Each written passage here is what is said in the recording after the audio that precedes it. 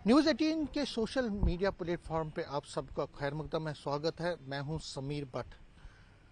जैसे कि आपको पता है नाज़रीन कि हिंदुस्तान और पाकिस्तान के बीच इस वक्त कशीदगी का माहौल है, टेंशन का माहौल है। और इसी बीच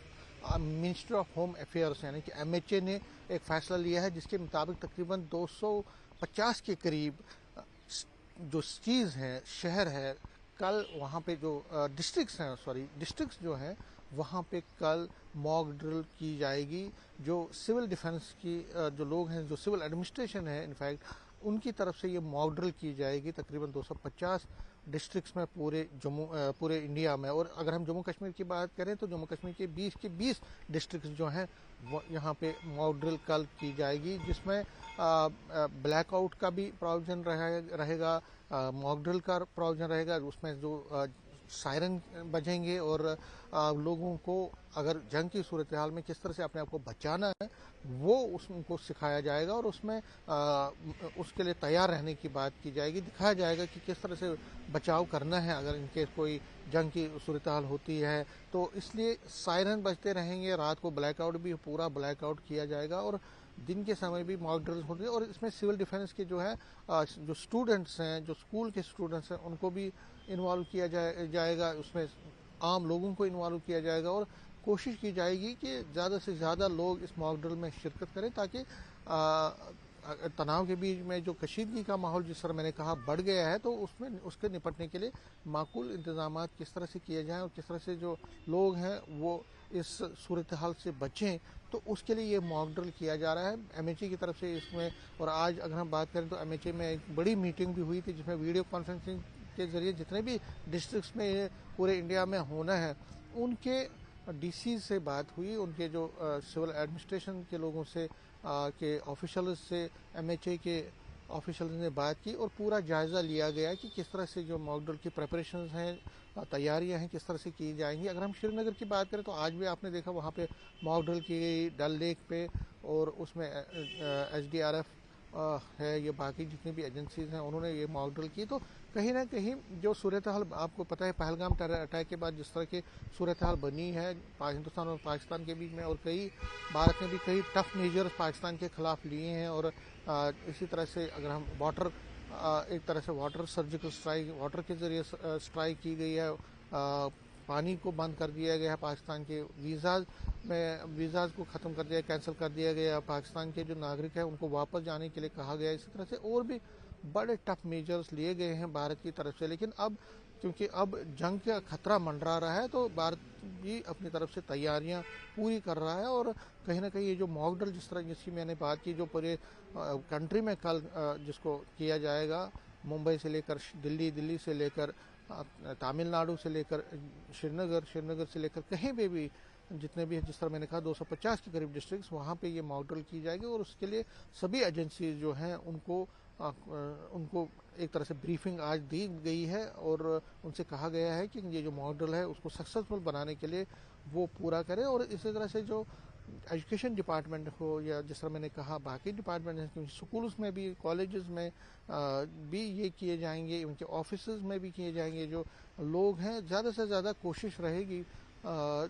गवर्नमेंट की कि मॉक ड्रिल के जरिए लोगों को, और खासकर जिस तरह से सीमावर्ती क्षेत्रों में, क्योंकि बॉर्डर का इलाके जो है, बॉर्डर के इलाके सबसे ज़्यादा प्रभावित होते हैं। और सबसे ज़्यादा जब भी कोई जंग की स्थिति होती है या तनातनी होती है तो सबसे ज़्यादा जो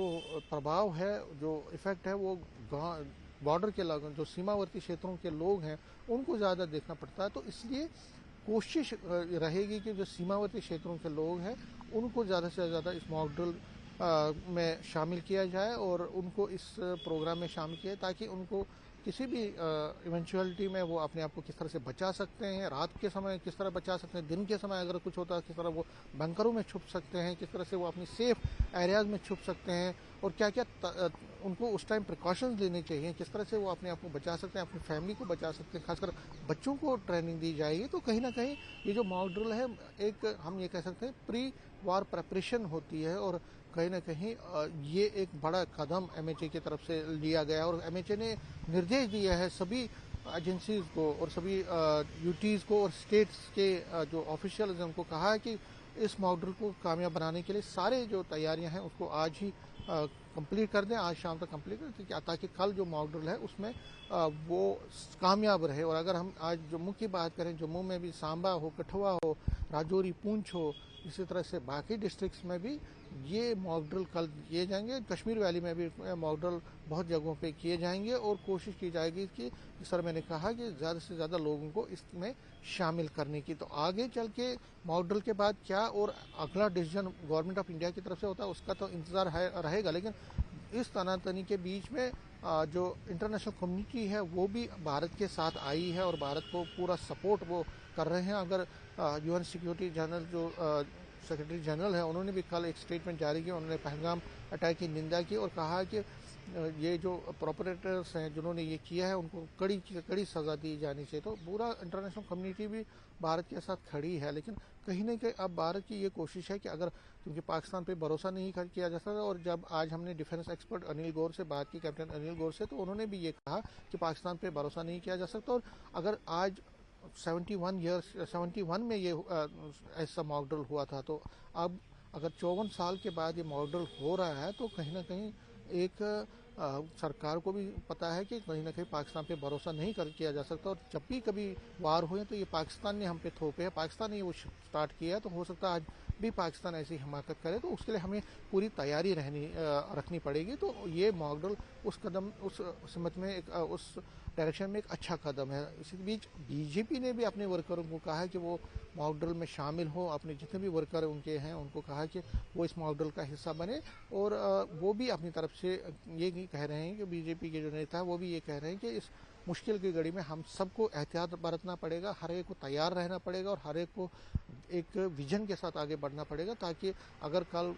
वार होता है तो उसमें अपने आप को किस तरह से बचाना है और लोगों को किस तरह से बचाना है, तो वो सबसे बड़ी प्रायोरिटी रहनी चाहिए। तो कहीं ना कहीं इस पर अब जो मॉक ड्रिल कल होना है उस पर सबकी नज़रें रहेंगी और देखना पड़ेगा कि आखिर कहाँ कहाँ पे ये होता है और उसमें कितने लोग शिरकत करते हैं और उसका कितना फ़ायदा आगे हो सकता है। कैमरामैन चांद के साथ में समीर भट्ट, न्यूज़ 18 जम्मू।